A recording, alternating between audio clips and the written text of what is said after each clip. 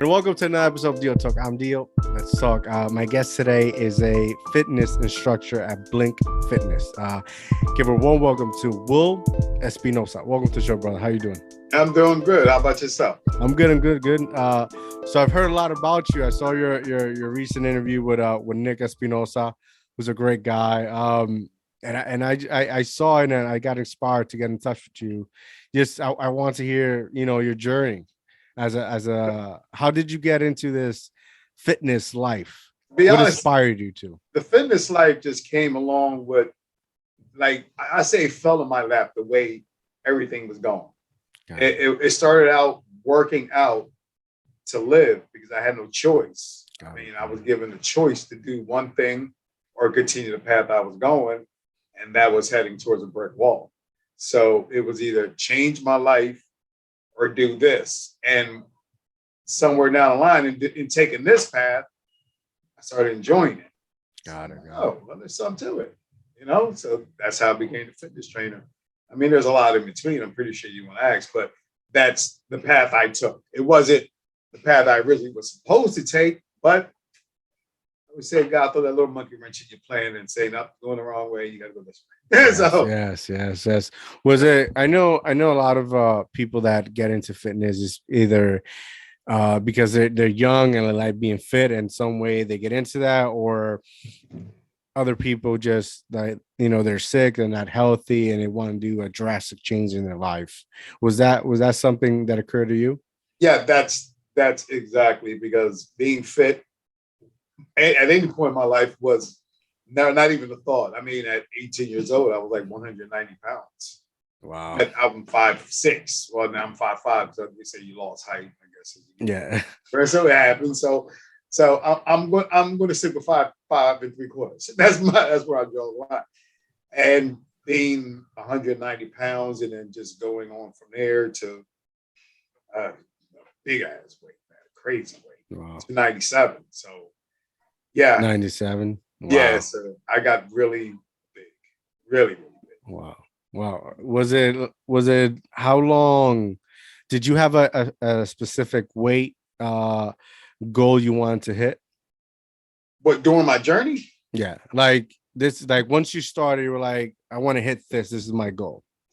In my head, I always felt like 180, 85-ish was a good weight for me. 185 was a good weight for me.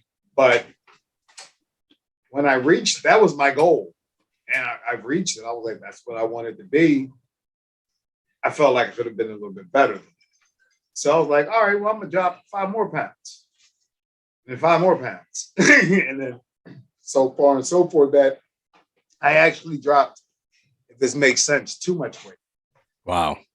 Yeah, it didn't feel right. I was tired, out of shape, which it's funny. I went from being out of shape to more out of shape, losing weight to a worse version of what I was. Wow. Which I was 151, and according to doctors, I'm supposed to be 145 right now. I'm obese. I'm overweight. Wow. Yeah. So I touched 151 and I felt tired. No muscle tone, but I could run like a gazelle though. Yeah. But I couldn't lift 20 pounds. Wow.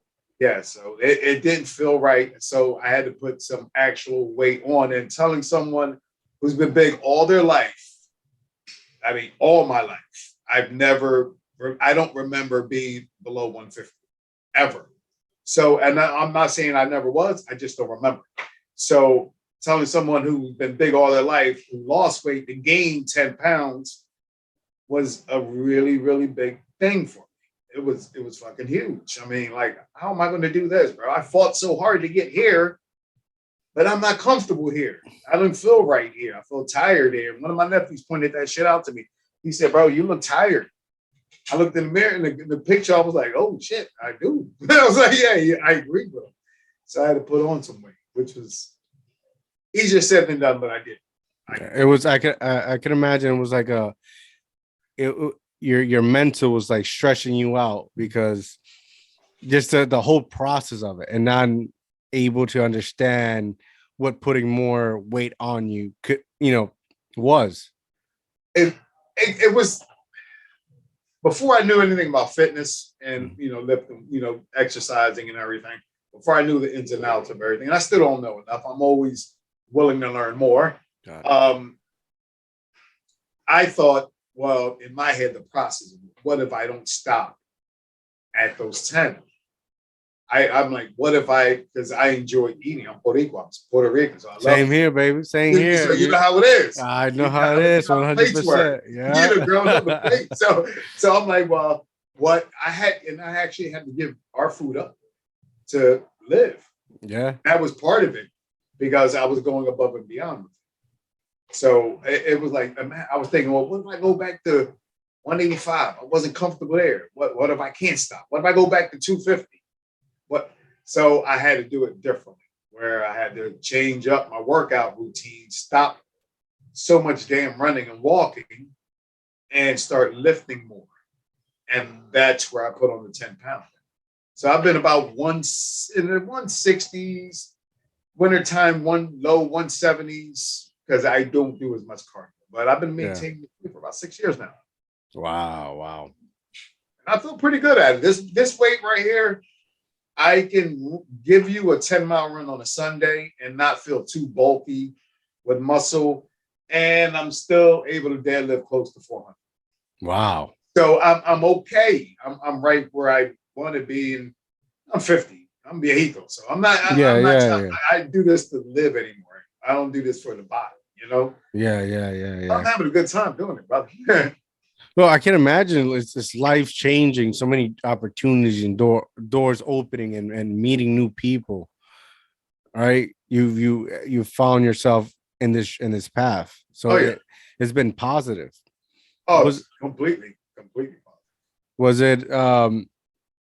Did you have to like? What is the process of getting your trainer certificate? Well, is it the same now as it was when you first got it, or has it changed? In your opinion, it evolved so many different ways. Where at some point you had to do it in a room full of people, someone watching you, to sitting in front of a computer and someone sitting there, but you can't see them, but they can see you type situation. Wow. And they're watching you, so you got to do it so you won't cheat. The way I did it was completely open book. Was no one there to watch. And I had to do 20 quizzes before I did the test of the CPR.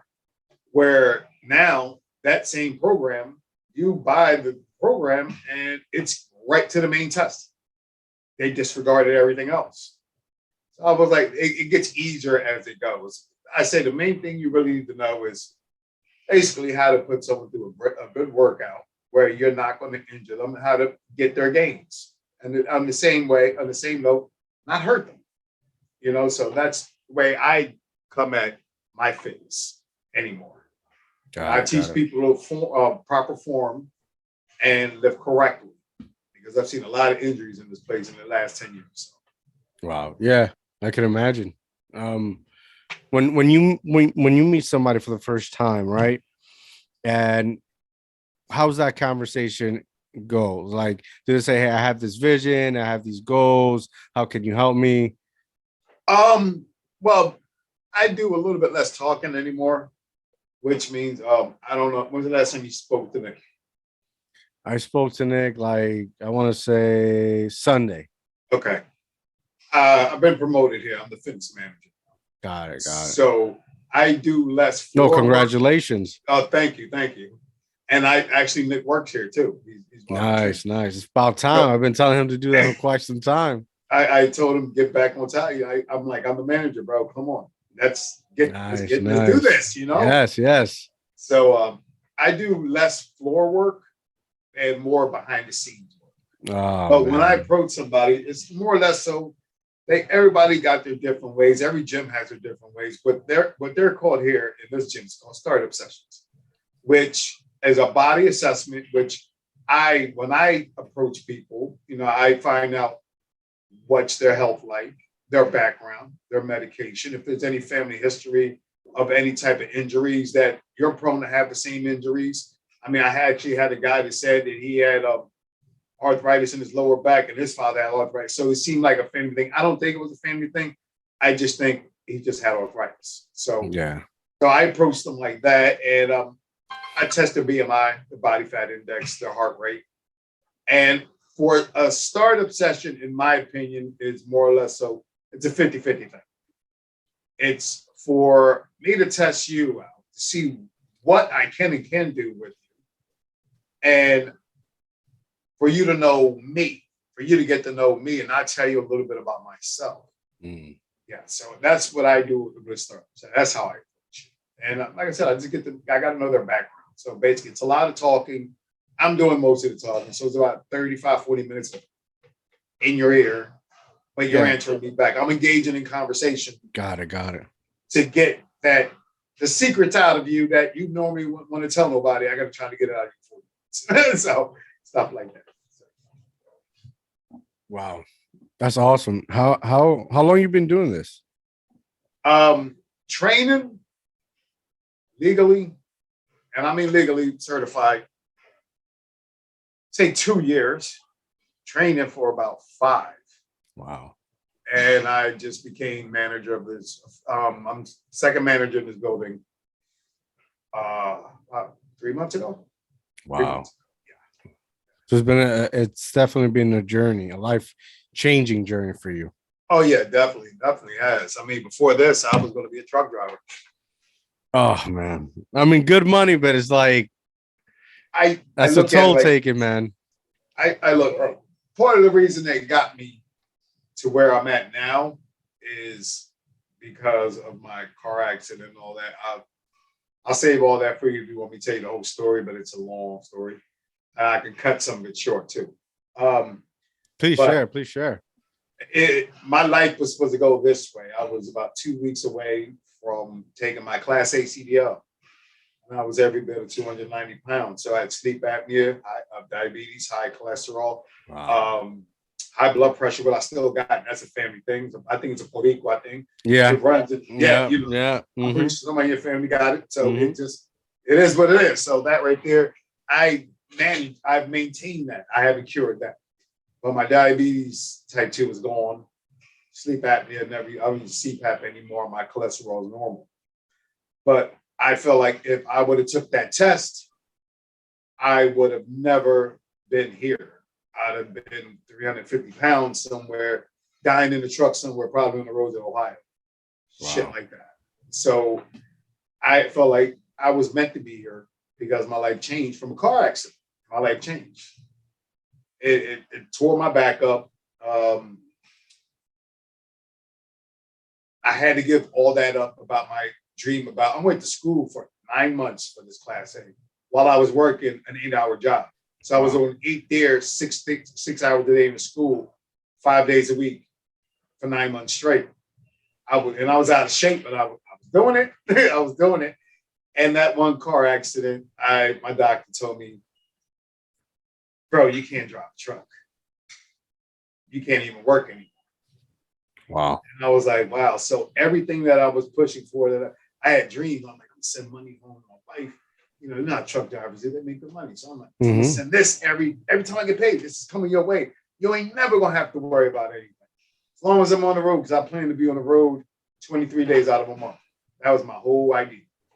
I had it all mapped out. And that one car accident fucked my back. Wow. And I had to give up work. My 9 to 5 had to go first for school and then work. Right back to back in the matter of 2 weeks. Wow. Yep. So, that's what happened to me. And then the way I put the weight on, I was about, I'm sorry, let me rephrase it. Let me backtrack. I was about 200, I'm going to say 20 pounds at this time with the car accident.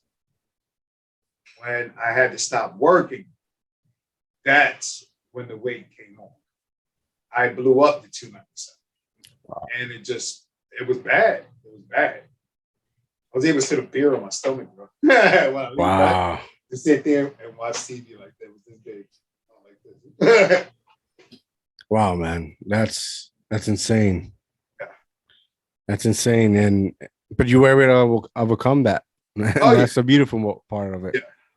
Like I said, I think I was meant to be where I'm at because I'm a lot happier now. I always say that the person who I used to be, I call him the big guy. He's still here because I've been fat all my life. So it don't take much, man. Like I see cookies and I still eat them. And sometimes I overindulge, which is the bad part. But for the most part, I don't eat bad. That's what I don't do. So you started basically just changing the way you ate. Yeah, yeah. So I don't have that hardcore diet shit. Like I'm not counting calories. I'm not like that. I just know what's not good for you. So you shouldn't eat it. Like McDonald's tastes fucking great, but it's not really that good for you. Stuff like that. So I put there. I'm like, well, what do you like? I tell my trainees one question: what's your favorite dessert? Some people say apple pie. Great, it tastes good, right? So you put some ice cream on it, right? It tastes great. That shit ain't good for you. That's it. It's just like it's not good for you. So use that in your everyday life when it comes to eating food. If it tastes really, really, really fucking good, it might not be that good for you. You might want to examine that meal you're eating right there. That might be 3 meals in a matter of 1 meal that you should be eating all day. Yeah. You know what's crazy that for the last month or so I was dieting, right? Because I entered a jiu-jitsu tournament. Oh shit! Yeah, cool. Which was this Sunday, okay. And I was like, damn. But bro, this past Sunday, how'd you do? I got silver. Nice. I hurt my knee, but I got silver. I should have gotten gold, but things happen. So, bro, you already won. You did it. Yeah, I'm happy as hell. It was that's a win right there. Yeah, it was a great experience. Yeah. So I'm like, damn, I need this to already pass, so I can eat like a burger or something. Because I've been eating clean and dieting, but I like for me, like I'm getting skinnier, right? Fit because I'm still working out, but I get hungry, right? And sometimes I just want to eat like a fat ass. So the competition ended. We went to Cheesecake Factory. It was like 10 minutes away. Oh man, bro, spot. Yeah, I got this only burger. I got a double bacon blue, right? And I was like, damn, I've been eating all week. I don't want to fuck it up. But it's like I earned it. I was like, you know what? Let me change the meat for turkey meat. Yeah. So I think I took like 3 bites until like I started just like taking without me knowing, taking like the bread out, taking everything out and start cutting it up. And then like I didn't even eat. I don't even think I ate like 3/3 of the burger because everything I can taste was like oily, the grease. Everything I tasted was greasy, so it wasn't flavorful for me anymore. Yeah, I do that too. Matter of fact, it's funny. You mentioned Cheesecake Factory. I ordered the turkey burger when I went with the family. And my wife was like, well, indulge. I'm like, I'm eating some of the bread. Like, yeah, that's my indulgence. Like I still eat like pizza, but I eat pizza. See, a lot of people like to carb up before they run. Mm-hmm. I eat pizza the day before. Got it. Yeah, that's one of my go-to cheats. But I don't do that every week. I'll might choose something else, but pizza. I haven't eaten pizza in a while. Oh, I'm telling you, that's my go-to, man. Yep. But I want to carb up, and I know if I say, well, this Sunday I'm going, depending on the weather, this Sunday I think I got it written down, maybe 7 miles I'm running. I'm not sure. Okay. Pizza Saturday night, bro. yeah. Definitely. You know what's crazy? I grew up majority of my life. I grew up in Puerto Rico. Okay. Right. It was like when I turned 20, I moved over here officially on my own and whatnot. And every day, like for breakfast, was like a nice cup of coffee with like un bollo de pan, right? A big loaf of bread like that. From el panadero. And yeah, I never got fat. I come here and like different. That's it. That's it. Oh, like it kills you here. For some reason, like I'm ashamed to say this. I'm 50 and I've never been to Puerto Rico. Never been because I'm scared to fly. I know Oh man, everybody's I like, feel you get on though. it. It's not the flying part. It's the fact that something's taking me off my feet. I'm scared of heights. And Mm. that's always been so. It's always been my thing. So if people say, "Well, once you get a plane, you'll forget about it," no, the fuck I won't, Yeah. because my anxiety won't let me. So it's all the fact you're going to know my feet are not on the ground. So, No, I feel but that. Yeah, from what that's I hear, real. man, the food is so much like it's so much different. Hmm. Like you don't get fat over there as much. And I'm like, something's wrong with this picture. What the hell we're doing with our food over No, here? you want to know what's crazy? What's that? I went 2 3 weeks. I just came back from Puerto Rico. My grandmother passed away. She was like my mom. She raised me. Sorry to hear that. Yeah, thank you. As soon as I got the car, I left. Right, and I think I was with my sister came with me, and I was telling her about Burger King. Like I told her, Burger King here is different than over there, and she wouldn't believe me. And I'm like, you look at a commercial in Burger King, that's exactly how they serve it in Puerto Rico. Oh, yeah, the commercial, You look at the a foolery. I know. yeah, but in Puerto Rico, it looks exactly like the commercial. So there it is. It's Bro, authentic. they It's give you real. chicken wings, they give you fucking arroz con habichuela in Burger King.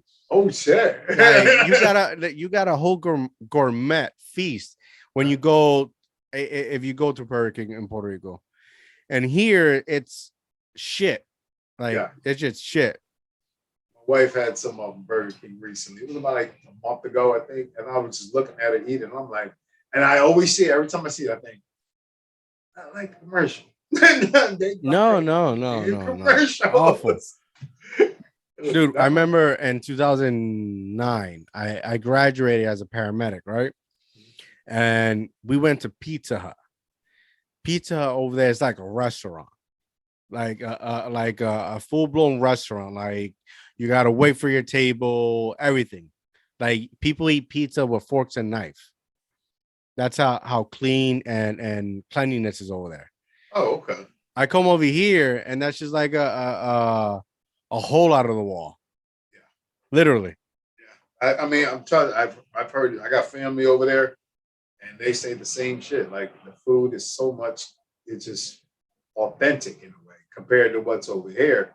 Like they go to Porky's Point or something like that, and I'm like, ew. I'm like, Yeah, what is Spanish food? I'm like, not like back home. not the same. Oh, okay. I Not the got to get same. there. Eventually, I get over this fear, man, because I've conquered a lot in my life. So maybe, Yeah, you need to go, man. You're missing out. I mean, right now everything is super expensive, so I will wait for at least the winter and then take a trip over there. yeah. It's Oh, more, definitely, definitely. I'm gonna go when it's cold because it's hot here now. I yeah, don't want to go to somewhere else hot, even though it might be a little more relaxation out there. yeah, But yeah, I wait for it's cold air so I can have a reason to go relax. You know, yeah, yeah. True, very true, very true, very true. I wanted to ask you, like, what's your advice, right? Doing this uh personal training, right? When somebody approaches you, what's your advice to them to like if they want to become a personal trainer? what's stopping them? Mm, That's my number one thing. Like, what's stopping you? If you came and you talked to me about it, that means the idea is already there. It's in your head. That's what you want to do. If you didn't, then why would you question it? And they were like, well, I actually had a guy in here that he's a teacher, and the guy's fucking jacked. God, unbelievable jack. So I seen him illegally training here before, and I had to put a stop to that. mm, That they don't allow that unless you work with Blake. And I got in his ear about training. He's like, I thought about that. I'm like, what if you thought about it and you already trained people legally in this gym? I kept on bringing that up. So he can't do that anymore. I said, why don't you go this route instead of doing it this way? Because if you keep on going this way, then the club manager is going to come at you about your membership. It's my job to stop it. And if it doesn't stop, it's his job to membership. I don't want that to happen. I want everybody to get their gains and work out. So how about we approach it this way? How about you go give ISSA a try? Now, like I said, he wanted to try it. He told me he wanted to try it. Man, I kid you not. 4 days later, he was certified. Wow. He works here now. Nice. Yeah, I gave Good him a for job. him. So, Good for him. Good for him. so that when people approach me about it, I'm like, run with the idea, try different programs out, do your homework. Something might be better for you. Somebody might want the challenge where they want to do the test like this in front of somebody. Some people might want to go to college. Like I had a trainer that he went to college for it. He's no longer here anymore, but some might want to do it the community college way. But I'm like, if you have that idea, run with it, man. Run with it. It's not like it's a little extra income into something. If you're into fitness and it's something you love, why not make $1 or $2 while you're doing it? Yeah, especially if you love it, Yeah. And I've actually trained people for free. And I still do to this day.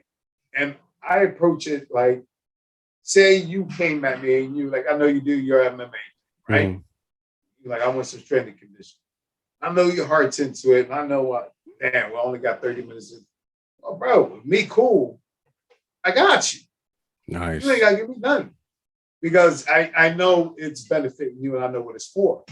If someone approached me that's extremely heavy and they said they ain't got $1, I'm like, well, I don't need you to pay me $1. Just show up. That's your money's worth right there. You show up. You ready to put the work in? I'll put the work in with you. I'll help you out. I don't need to get paid to do this. I get an hourly wage to do this as manager. But I approach it like, I'll give you free sessions. I don't care. If it's good. No one was there to help me. Nobody. I approached 2 people. One person didn't have the time. I understood. People got jobs, lives, families. I understood. The other one was a primo of mine. I'm not going to call him out because he probably care about this shit. And he tells me, well, I'll help you out, but I don't want you to tell the rest of the family what I'm doing.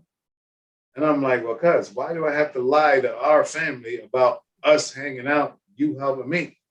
We're all blood. I'm not going to do that. Why? That's a petty lie. I mean, I'm not going to do that shit. So I decided not to do that with him. And I went about my own route, and everything I learned on my own. With the exception of my boy Mitch. He seen I was doing too much cardio. So he was like, bro, you're doing too much. And he also brought it to my attention. And like, let's do some weightlifting.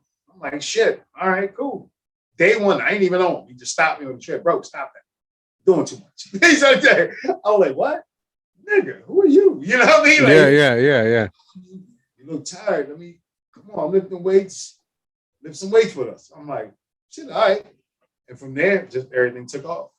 Nice. Yeah.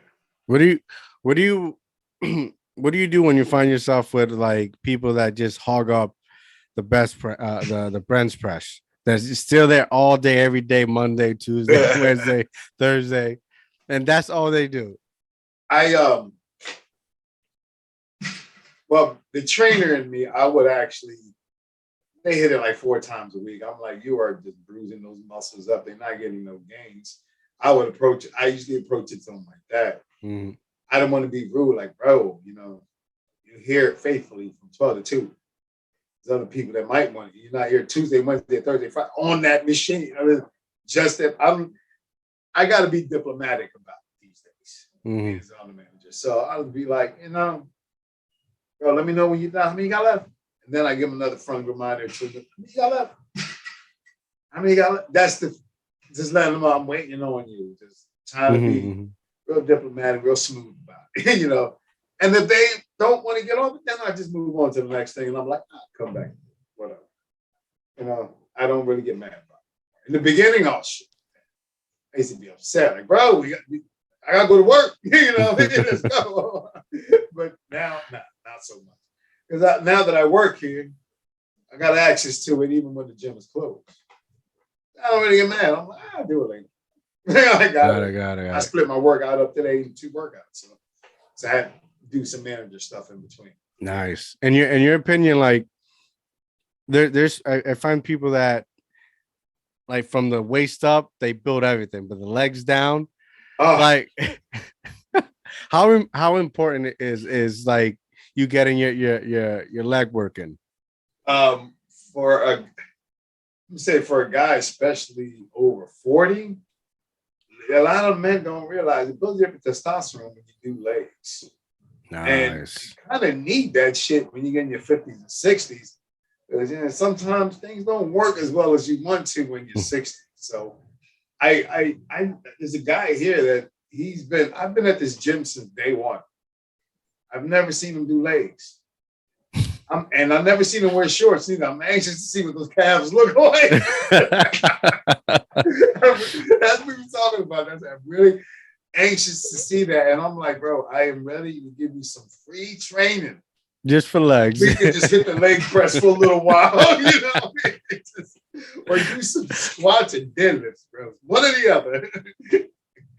Yeah, so I see a lot of guys in there. I think it's very important to get your legs. I mean, it's all good. It's all well and fine if you're big up here, but let's just say you get in a situation, you got to defend your family. You got to fight. It happens. Your legs ain't gonna hold that heavy ass body. You gonna get tired real fast. Yeah, you gotta work your legs out. I mean, and being as though I don't work my legs out for muscle at all. I mean, if it comes, it comes. I work my legs out because I like to run. And I know if I don't have strong legs, I'm not running far. I got a half marathon in October. Nice. So I'm doubling up on my legs coming up in July twice a week. Faithfully. I used to do one hard 3-hour leg day. Now it's going to be split up into 2.5 ones. Got to build it up so I can maintain 13 miles. Man, 13 miles. I remember I was like, I want to say 2 or 3 years back. I was practicing for a half a marathon here in Jersey City. And I wasn't like, I didn't know. And when I would reach out to people, they just never get me any information. So I just started running like 3 miles a day. I think it was 3 miles. It was Monday, Wednesday, Friday, right? 3 miles. And every Saturday I will do a little bit more. So one day I ran 6. I came back. I was hurting. I'm not gonna lie, I was hurting. But then again, the next day I went again. So like I became dehydrated. I was fucked up. I was in the bed for like a good month. Shin splints. I even got what do you call this in your throat? Strep throat. Like I was fucked up for a whole month. Too much. That's why when I train for runs like that, I like to average out my runs every other day. I might do a big run, like an 8-mile run if I'm training for a half marathon, and do another 8-mile run 2 days later or 9 miles. But then my last run of the week will be a 5K and then rest until I get back to the bigger miles again. That's how I train for it. Wow. Or I might do the small run in between. I'll do like say a 10, and then I'll do a 4 or a 5, and then I'll do another 10 at the end of the week. See, my problem is like maintaining 10 is not the problem. It's after 2. That's the problem. Those last 3. This past 2 months ago, I'm like, you know what? I'm gonna run 13. And normally when I don't really plan my runs unless I'm training for a marathon. I have or whatever. So when I go out there, I'm like, one of my favorite sayings when I do my videos on Instagram is I'm going this way. I don't know how far I'm going. I don't know how fast I'm going. All I know is I'm going that way. So I never really planned it. And then when I start jogging, that's when I'm like, well, you know what? I'm going to do 10. I feel good. Get back to the car at 5, take a sip of water, then keep it moving. Well, on this day, I said, you know what? I got the 10. I'm going to do a half. I got this. Then I pulled my calf muscle pulled right at the 11th thing. It actually pulled around the 8th. And I stretched it out. And instead of just walking 30 seconds to see how it felt, I'm like, I'm good. Right back. Ran. 9th mile felt good. 10th mile felt pretty good. 11th mile, pulled it again. And this time it wasn't getting unstuck. It was just cramped up.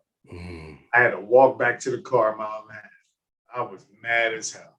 So now I do my training a little bit different. I don't do it. If I train, I write my runs out for the month, what I'm going to do. And if it's raining, then I try to do it on the treadmill, even though. Yeah, just try to get it. It's not the same, but you try to get it in. It's not the same, but try to stay movement. How's your, when you're running, how's your tempo?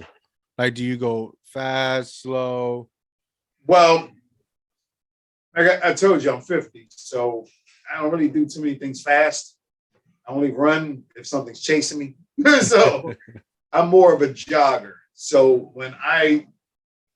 if I do like a 5 mile run, I'm at a 10, 15.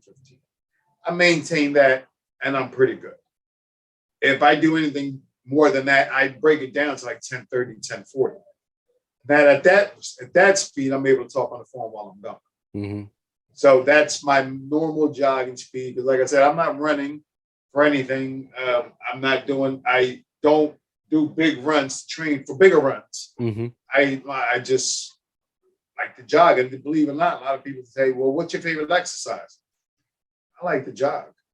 All the deadlifting, all the dead squats, the bench pressing, kettlebell swings, you name it, tire pound, all that, tire flipping, all that I do, I love jogging most. Wow. And they're like, why? It's tedious. I'm like, you got to understand something. This world of drama, you got people dying, the cop stuff, and I'm not going to get all into COVID. Yeah. You know how it is. Yeah, yeah. Put everybody in their little bubbles. Put everybody in their little worlds. That world was safe. So when I'm jogging, I'm in that little world. Nothing matters. Nothing outside of that jog matters. So when I'm out there doing it, I'll maintain this attitude. Like I got 6, I got 7. Like I got 7, I got 8. Like 8, I got 9. That's my attitude. And don't worry, I shut the world out. I'll send my wife my location. I got a 17-mile jog, a trail that I love jogging. So I'll send her my location, say, hey, I started here. If you don't hear from me in about 2 hours, come get my ass. You know what I mean? But I never go past an hour and 45 minutes jog. So she doesn't hear from me. She knows something's wrong. But I shut the world out. And I was told I would never be able to jog by 2 surgeons. Told them I'd never be able to walk more. I used to walk with the double Ks after my back surgery. Wow. I said, you can't tell what he going to do, what he can't do. Yes, yes. Oh, my God. Do it anyway. You said I went to one back surgeon. He said, we got to do a fusion. You got the back of a 70-year-old man. I'm like, really? So not on, you mean on top of the other surgery you gave me, you want to give me another one, which the first one fucked me up for like 2 years. So you want to take out some shit, put in some foreign shit, put it together with duct tape, fucking crazy glue, some staples, you know what I mean? Whatever you can do to put me back together. And now I'm like, I gotta get a second opinion on this one. And then I went to the other guy and he was like, nah, the other brother was right. That's all he said. He was like, yeah, he was right. You'll never be able to walk no more. Oh, how's your back now? How's your back now? Do you stretch a lot? Oh, all the time. First time before I get in the gym, I do about maybe 10 to 15 minutes of stretching alone, just trying to loosen everything up. It used to be a little bit less than that, but since I just turned 50 last year, things are a little older now. I feel things a little bit more. So I go above and beyond on the stretching. I do it before and after workouts. When I first wake up, when I get to the gym, I stretch out a little bit more. So I combine both those into one stretch and workout where I work. When I wake up, I stretch. I finish. Then I work out. Then before I go to bed, after workout, I stretch and then I go home, stretch a little bit more. I do a lot of stretch. I have to. Arthritis in my body really doesn't let me do. I'm not supposed to be able to do anything. Yeah. But I do it anyway. Have you tried yoga? This Sunday at the gym. Nice. 10 o'clock. One of my trainers, he's really fucking good, man. And a lot of shit he does. Karate, like 3rd-degree black belt. Wow. Yoga, TikTok. He's acting. He's all over the fucking place, and he's in great shape, man. He got sponsors and everything, and he has yoga. So I told him today. Funny how you mentioned. I was talking today. I said, "Yo, you doing yoga, Sammy?" He said, "Yeah." I said, "I think after my run 2 days ago, I need to get up in that yoga class with you." He said, "Why? What happened?" I said, "Well, my back was hurting a little bit more." Said, "How far did you go?" I said, 6. That's a normal. That's a normal Sunday. You know what I mean? So it's not that it shouldn't have bothered me, but damn, it bothered me. So I was like, I gotta start looking in other ways of doing exercise and stretching more. Yeah, I think that's one problem, especially when I do jujitsu. Like that's like I start just the most I do is jumping jacks. Oh yeah. And you gotta take that time, brother. You gotta take at least 5 to 10 minutes, stretch those calves out, those hamstrings, those quads. You gotta stretch all of your Achilles. Don't, especially what you do. Mm-hmm. What I do is I jog. So the motion is basically a repetitive motion. Mm-hmm. You're doing is MMA.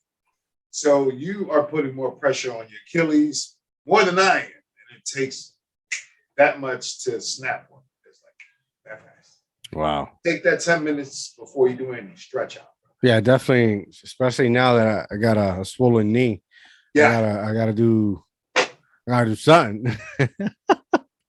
When I was talking about injuries in the gym, I got one of the worst ones I've ever had. I got hurt more times in the gym than I've been when I was fat and sick. I was like, yo, I had more surgeries from doing this shit than when I was fat. I was like, how did that work? I never had a surgery until the back surgery. Then that was it. I'm like, I had the back surgery because I had a car accident, arthritis, degenerative disease. That doesn't go away. So I still have that. But I got one of the worst ones where I tore off my bicep, Wow. off my rotator cuff, and my chest plate off. Wow. With a 20-pound dumbbell. Wow. Yeah, I can curl 35 and 40s. Like, you know, I can't say I can rep them out, but I give me the 40s. I get 8 solid ones without improper form. So I'm like, it took one 20-pound dumbbell, and I didn't stretch that day neither. I did not stretch. Some girl called me, and all I did was put my arm like this. Instead of having my elbows in, I said, yeah, and I went just like this. One motion. Pop, pop. One motion. Fucking hurt like hell. It hurt like hell. Wow. And the funny thing about it, I really didn't know because I didn't know the bicep was tore off. That was still hanging on. This automatically got black and blue. All right. Automatic. And I let it go because I'm like, the pain would come and go. It wasn't like every day. And this point, after the back surgery, the epidurals, and all the shit I've been through to get where I was at, this was minor. I'm like, compared to the shit I've been through before, this was fucking minor. I mean, I fell down the steps 8 times in 1 year because my sciatica nerve had a bone spur pushing on it, stopping the blood flow. So taking the flight of stairs 8 at 260 pounds, full foot down from the first to the 14th was hell. So this right here was a nothing. What brought it to my attention was I was sitting at home and I'm watching TV. My left hand started hurting. And I'm like, I don't know what the fuck's going on. And all of a sudden, it just started looking weird here. Like my muscle was leaning more towards this way, like to the side. I'm like, what the fuck's going on? Kind of find out that was completely tore off. The chest plate was hanging on by a single thread. Wow. I was like, damn, that was 120-pound dumbbell that did that shit. Wow. That's why when I train people, I try to make it feel comfortable, let them know that, look, I know you're not here to be Mr. Olympia or Mrs. Olympia. I know you're not here for that. You're not trying to win body belt competition. Unless you are, then we can go that route too. Mm-hmm. But I'm like, but most of the times, the people that come here are like 50-year-old people, 40-year-old people just saying, hey, trying to add years. I'm like, well, let me help you. And that's what I approach it. I approach it like we're just trying to add more years. Yeah. So people first, then everything else. Yeah. That's beautiful, man. I can imagine you've changed a lot of people's lives just by caring. Oh yeah. Like I don't mind anybody. Like I said, I told you earlier. Anybody wants some help, seek me out. I'll help you. Of course. Yeah. Of course, you know. I also say I got bills to pay too. Yes. So at some point, those days, you know, I can't help the world, but somebody's got to come pay my light bill. Gas, bitch. So you know. Yes. I'm happy. Nick is doing that, man. I'm happy. I'm proud of him. He's a great human being, man. Oh yeah, he definitely is. Most of my intellectual conversation I have is with him. I love that guy, man. You know what's crazy? I've never met him in person. Really? I've never met him in person. Never met him in person. I thought you might have. I mean, where are you located at? What area? Jersey City, New Jersey. Oh, Jersey. Okay, Yeah, that's funny. I met him. Yeah, I met him through a podcast of his cousin. He did the Black Frequency, Okay. Irvington. I met him through there one day. I was a guest, and from that point forward, like we just Oh, just clicked, and I know he was working on his training. And I was like, dude, just because he has so many dreams, so many goals he wants to obtain. I'm like, bro, go get yourself. You got your training certificate. Go get yourself there. You build yourself up because he wants to act, and oh he loves getting fit. So like, go do that.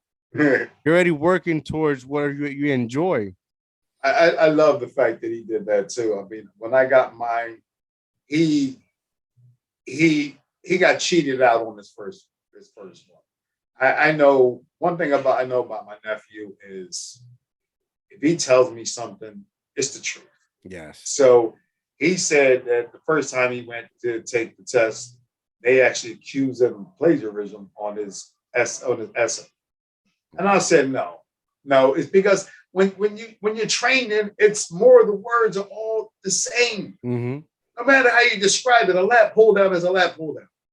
So if shit like that. So if you're going to repeat certain words, but if it closely resembles another essay, you automatically disqualified. So they said, well, we believe it's a plagiarism. So we're going to let you take the test again.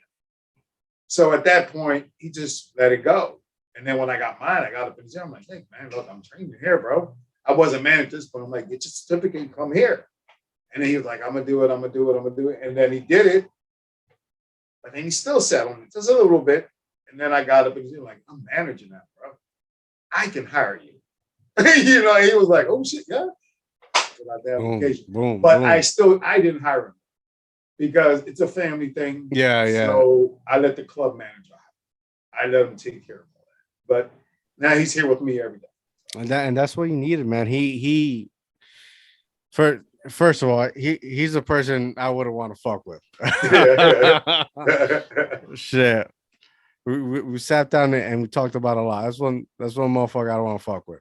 But he is a man of his word, and he said he's gonna do something. He's gonna do something, and he did it. And I'm so proud of him because he's doing this thing. He's doing this thing. Ian was talking about family and about how family be the first ones to hate on you. First of all, yes. It's sad. And being Boricua, it runs deep in the Spanish people. I don't know why, but people just can't be happy for you. Like, oh shit, look, he's doing big things. Congratulations. The way my family comes is congratulations, but yeah. Why the fuck is there always a but? Why can't it be just a pat on the back? Yes.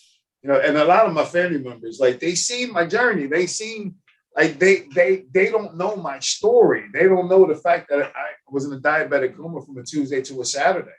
Wow. They don't know my story. Like I'm like, that didn't even change my fucking life. Like falling asleep for like damn near 4 or 5 days. I just looked at it as the best sleep of my fucking life. But I went to the hospital on the Tuesday with my blood sugar at 980 by the time I got in there. And then when I sat down and fell asleep 2 days later, when they were testing my blood, of course, while I was sleeping, it rose up to 1200. So they don't know my story. They swear I got gastric bypass, but I documented it every fucking day I was walking. Every day I was walking, I put on this. Anybody wanted to join me? One of the first things I said was, anybody want to join me? I'm here. Come walk with me. Take this journey with me. And that's difficult, man. That's difficult because there's so many things you can say. But it's difficult. It's difficult. When it comes to family, it's difficult. Listen, I've been doing this for a year and some change. Yeah. All me. Every guest hustling, everything. The people that have supported me the most do not live near me. Chicago, Philadelphia, Atlanta, New York, you know, family. I remember I had this with my own mother. I remember I had this uncomfortable conversation, right? And this is like I'm at my breaking point. Like I want more for myself than a 9 to 5, right? Yeah. I want to be something or do something. I want my children to be proud. I don't want to depend on a 9 to 5 that's gonna fire you for any reason. Yeah. I want to become something. And she was like, you got a problem. You can't follow orders. And I was like, in that moment, like, I snapped. I was like, do you rather be liked or respected? And she looked at me like I was crazy. Like, what do you mean by that? Do you rather be liked or do you want to be respected? And she looked at me like I had 3 heads. And I'm like, listen, I'm gonna explain to you. Being liked is working at somewhere you're unhappy and not following your dreams or passion. Whether you go and follow it and you don't achieve, that's fine. At least you tried. Yeah. Right? That's being liked. Being respected is you're gonna go do what you gotta do, and you're gonna realize as you go through this journey, you're not $100 bill, and everybody's gonna like you. And you say fuck it. And you continue to say fuck it. Because at the end of the day, when you're doing it, it's just you. There's no applause. There's no I'm proud of you. There's no man, I wish I was there to witness that. It's always buts and if. And if you live your life with those buts and if, you're not gonna get anywhere. It's like seeking validation, and all you really wanted to be is united with your family, be there for them, and then be there for you. And they can't even do that. Bro, I'm gonna steal that from like and respect thing made a hell of a lot of fucking sense. Yeah. It made a hell of a lot of sense because I just got laid off from my 9 to 5. I just got laid off, but got to the point where if I woke up in the morning and my fingernail got chipped, I might have called out of work. It got to that point, and my wife was like, why? I'm like, because I don't want to be here no more. I've been here 8 years. There's nowhere to go. Where I'm at is where I'm at. I'm not happy. Just like being liked and respected. Yeah, my coworkers like me. Cool. Yeah. That's right. That's only work like. I wasn't happy there. Yeah. I was not happy. And before they laid me off, and it wasn't just me, that's the good thing. I'm glad God works in mysterious ways. Yes, I'm into that. And I was about to put my 2 weeks in, and I went on a run with the team lead, which is the guy that actually helped me off the treadmill. Remember I told you about him? Yeah. Me and him, we're still cool to this day. He's the one that helped me get the job 8 years ago. And he said, we got a little 5K. We met out somewhere near King of Prussia, in between where I live and where he lives. And we're jogging, and he said, bro, don't put the 2 weeks in, man. They lost a big contract. They're probably going to lay off some people soon. I was like, oh. So instead of putting my 2 weeks and walking away with nothing, you waited it out. Let me just see what happens. Like, we'll see. Yeah. So now I walk away with severance pay until October, and I'm okay with it. I got laid off the very next day. I was like, holy shit, this is perfect. I'm like, and now I'm happy again. I told my wife that I'm able to do what I love to do now, which is help people. I'm able to work at the gym, and I went from trainer to manager to hopefully, if everything works out by August, complex PT, which means I get 3 other gyms. Boom. To your mouth and God's ears. I'm looking at like I'm controlling my own destiny because I'm putting the work in to get where I want to go. And like, I don't need the pat on the backs no more. Yeah. I'm good. You're undeniable. Yeah, you can watch me. That's all you're going to do. You can pat me on the back, or you can sit there and say, "Oh, this thing ain't shit," or whatever. I'm good. That's the goal. That's the goal. To like not give give enough fucks that all you're doing is smashing your dream, smashing your goals, getting there, that you become undeniable. Yeah. So they can say but one day you're gonna be like, but nothing. You can't deny me anything. You can't deny. And that's on you, right? Now it's funny. I one of my females who I know who secretly been hating on me for years. Bumped into that nigga the other day. You know what I mean? Just talking to him, kicking it, and he was like, I pulled out the badge on him. So yeah, he said, "How you like the trainer?" I'm like, "I'm not the manager now." Oh, reflects the look in his face. Yeah, Priceless. Yeah. You know, like there it is. There it is. I'm like, cuz I'm happy for you for whatever you do. I'm like, bro, it just kept it simple. Yeah. I don't never wish bad on nobody. You can hate on me all you want to. Yeah. Still smile. I'm like, oh, hey man, get yours, bro. That's it. You know, and it's crazy. They're always watching. They're always. That's how they hate. Yeah, I had this manager, right? That it was real cool at one point. And I got let go from the work and I left. And I was so cool with him that I thought that like, yo, can you help me out? Can you help me out with a job? Blah, blah, blah. And it's you have to grow as a person to be able to identify that people don't really give a fuck about you. You think one thing, but it's really the other thing. And I started working and that's when I became an operation manager. I had fucking sites in 4 different states, fucking 100, 200 people under my belt. Like I'm moving all this shit on my own, right? And I get a random call from his number. And I hear you doing operation manager now. He's like, yeah, and I'm excited. I thought I thought you called to congratulate me.